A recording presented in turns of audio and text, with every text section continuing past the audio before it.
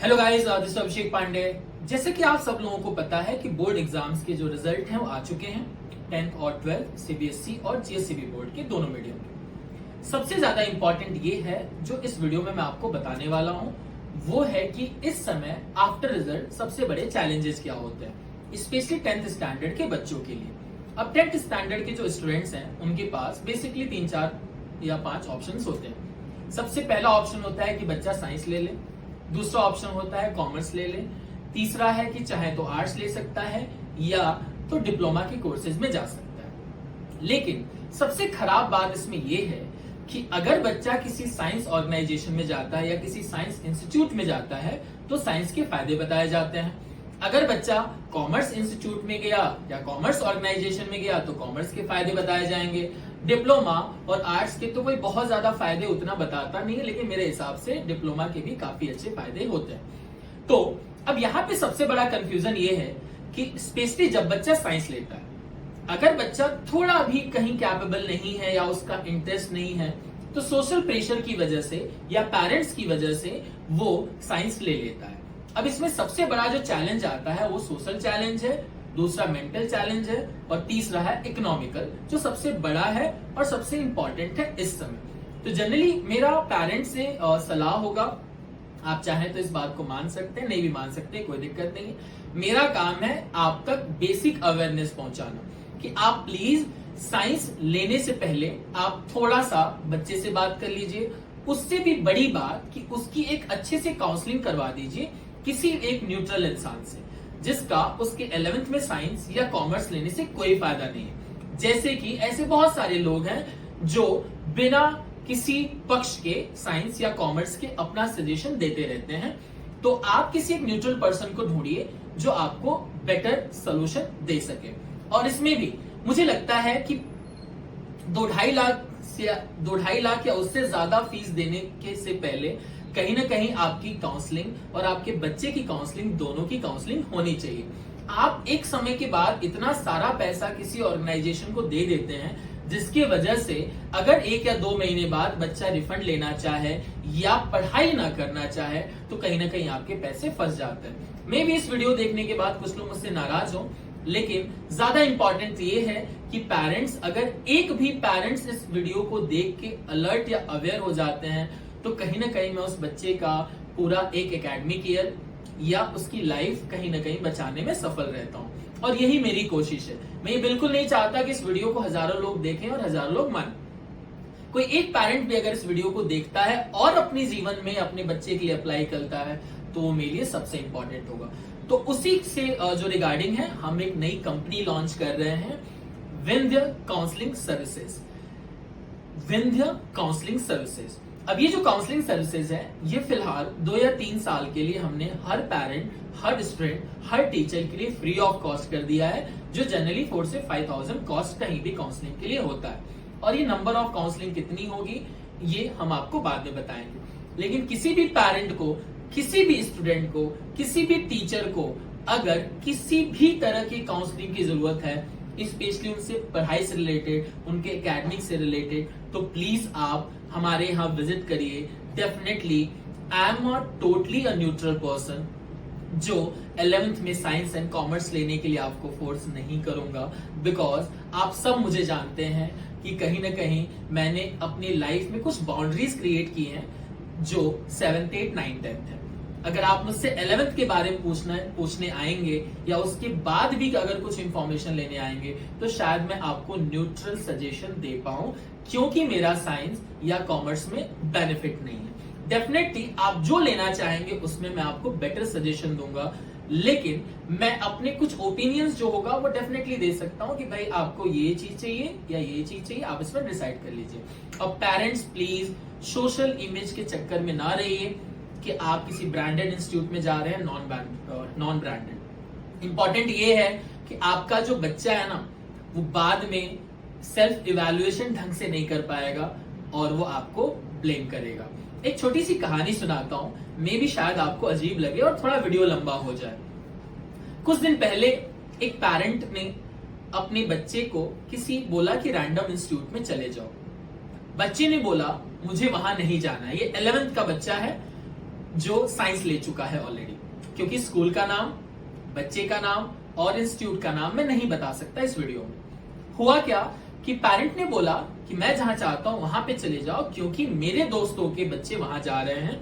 बच्चे ने बोला मुझे वहां नहीं जाना है, मुझे वहां जाना है जहां मेरे दोस्त जा रहे हैं। अब यहाँ पे घर में कॉन्ट्रडिक्टिव सिचुएशन शुरू हो गई। पेरेंट बोल रहे हैं कि मेरे दोस्त के जहां बच्चे जा रहे हैं वहां तुम जाओ, बच्चा बोल रहा है मेरे दोस्त जहां जा रहे हैं वहां मैं जाऊंगा। अब घर में ही छोटा सा कॉन्फ्लिक्ट क्रिएट हुआ। सो अब तो आप जानते हैं कौन जीतेगा, सोच के बताइएगा। पेरेंट्स जीत गए।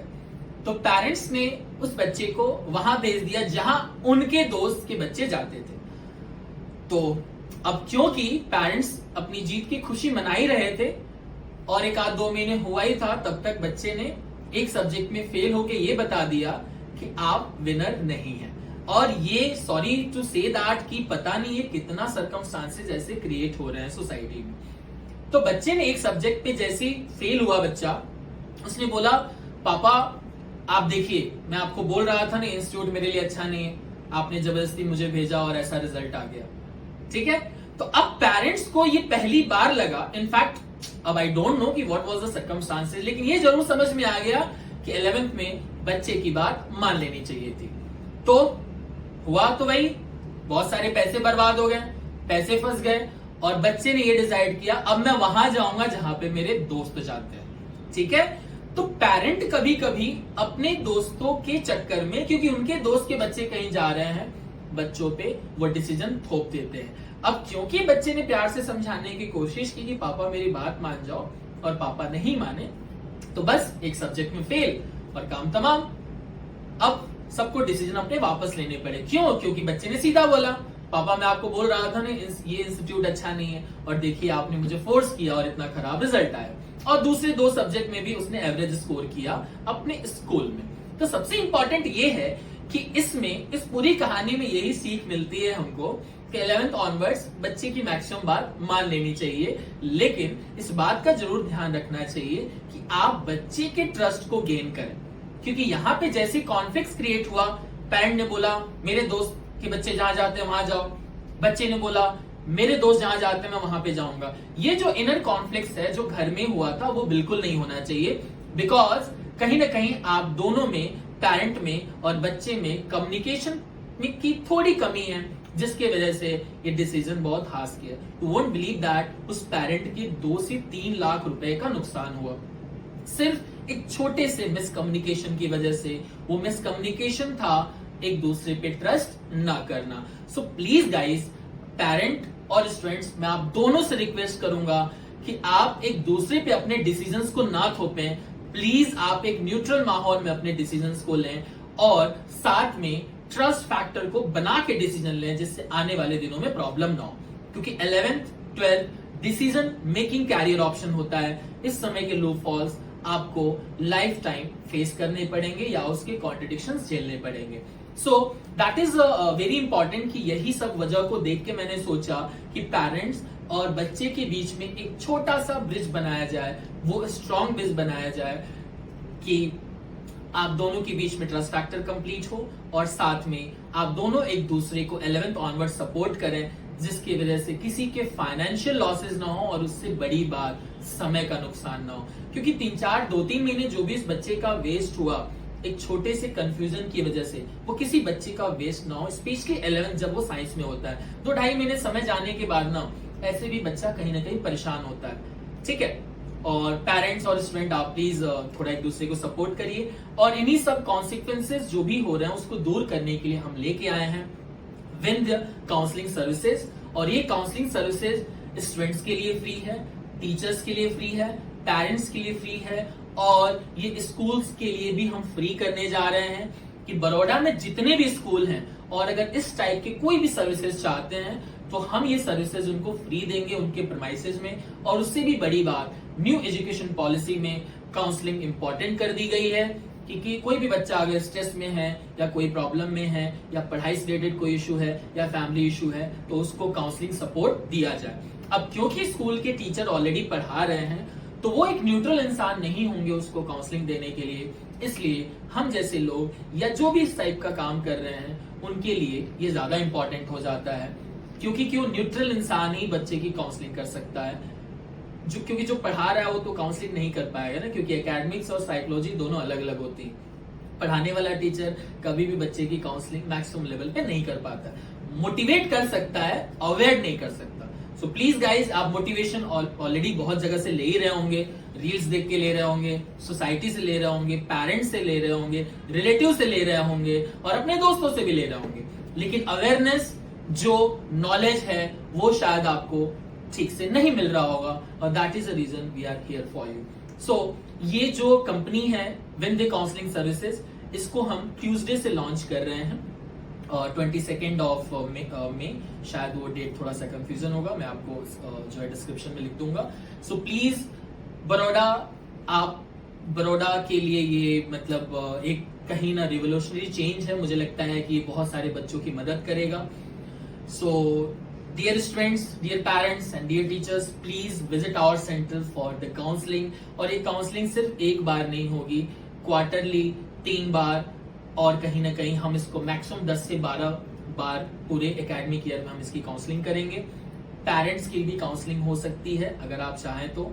टीचर्स, आप आना चाहें अपने बच्चे या अपने क्लासरूम में बेटर परफॉर्मेंस के लिए आपको काउंसलिंग चाहिए, ट्रेनिंग चाहिए, आप विजिट कर सकते हैं। जो भी हाउसवाइफ अपने घर पे पढ़ा रही हैं, उनको लग रहा है कि किसी तरह के चैलेंजेस जो फेस कर रहे हैं बेहतर जो है रिजल्ट देने में, कम्युनिकेशन में, तो प्लीज आप आके हमारे यहाँ ट्रेनिंग उसकी ले सकते हैं।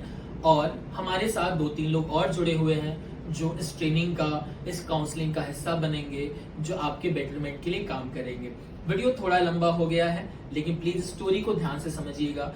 ये कोई लड़ाई नहीं चल रही है कि हम एक दूसरे को हराने के लिए आगे बढ़े, लेकिन 2-3 लाख फीस बड़ा अमाउंट भरने से पहले आप जिंदगी में 10 रुपए का सामान खरीदते हैं तो भी इतनी इंक्वायरी करते हैं। सब्जी मार्केट जाते हैं आप तो भी 4 बार आप चेक करते हैं कि जो आप सामान ले रहे हैं वो खराब तो नहीं।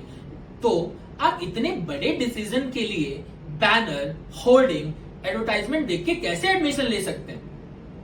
क्योंकि सक्सेस का रेटिंग जो रेशियो है वो तो आप भी जानते हैं, हर इंस्टीट्यूट का एक जैसा ही, और मैं अपने बारे में भी बात कर रहा हूं, इसमें कोई बड़ी बात नहीं। तो प्लीज आप कम से कम 3 या 4 बार कोई होल्डिंग देख के, कोई बैनर देख के, कोई बैग देख के, कोई टी शर्ट देख के, किसी की मार्केटिंग स्ट्रैटेजी देख के कि कोई करोड़ों रुपए मार्केटिंग में खर्चा कर रहा है और आप इन्फ्लुएंस होकर एडमिशन ले रहे हैं, ये आपके लिए जरूरी नहीं। आप ये देखिए कि आपके बच्चे के लिए ज्यादा जरूरी क्या है, और प्लीज आप और आपका बच्चा पहले दूसरे पे ट्रस्ट करें कैरियर डिसीजन को लेके, उसके बाद ही आगे बढ़े। बाकी तो जितनी फीस हो आप उतनी भरिए। मेरा कंसर्न ये है कि 2-2.5 लाख रुपए जैसे बड़े अमाउंट को भरने से पहले आप कुछ नहीं सोच रहे हैं, 4-5 बच्चों के फोटोग्राफ देख रहे हैं, होर्डिंग्स देख रहे हैं और आप एक डिसीजन ले रहे हैं। ठीक है, तो प्लीज आप थोड़ा सा ध्यान दीजिए कि ये सब डिसीजन लेने से पहले कम से कम self evaluation, market evaluation and student का इवैल्यूएशन कर लीजिए। और इसको करने के लिए सबसे बेहतर और न्यूट्रल तरीका है एक बेहतर काउंसलिंग। या तो आप जहां भेज रहे हैं वहां पे पूछिए कि मेरा बच्चा 20-25 दिन डेमो लेना चाहता है, उसके बाद हम डिसाइड करेंगे कि साइंस लेना है या कॉमर्स लेना है। ये भी एक बेटर ऑप्शन है। तो जैसे जैसे आपके डाउट्स होंगे वो मैं क्लियर कर दूंगा। जिन जिनको मिलना है काउंसलिंग से रिलेटेड, ट्यूसडे ऑनवर्ड्स ये चीज हम लॉन्च कर रहे हैं, और पूरे बड़ौदा के स्टूडेंट्स के लिए, टीचर्स के लिए एंड पेरेंट्स के लिए फ्री है। और जो भी स्कूल के ट्रस्टीज हैं वो भी हमारे साथ जुड़ सकते हैं अपने स्कूल के बेटरमेंट के लिए, क्योंकि ये चीज आगे चल के एज ए लीगल होने वाली है। क्योंकि स्कूल में काउंसलर तो जरूरी है, बिकॉज बच्चे जिस तरह की प्रॉब्लम फेस कर रहे हैं उनको एक न्यूट्रल गाइडेंस की बहुत ज्यादा जरूरत है। तो प्लीज आप बड़े अमाउंट भरने से पहले इतना याद रखिए कि आप छोटी चीज के लिए जब आप इतना इवैल्यूएशन करते हैं, इतना क्रॉस चेक करते हैं, तो इतने बड़े चीज के लिए क्यों नहीं करते आप जो बच्चे के कैरियर और उसके भविष्य से जुड़ा हुआ है। प्लीज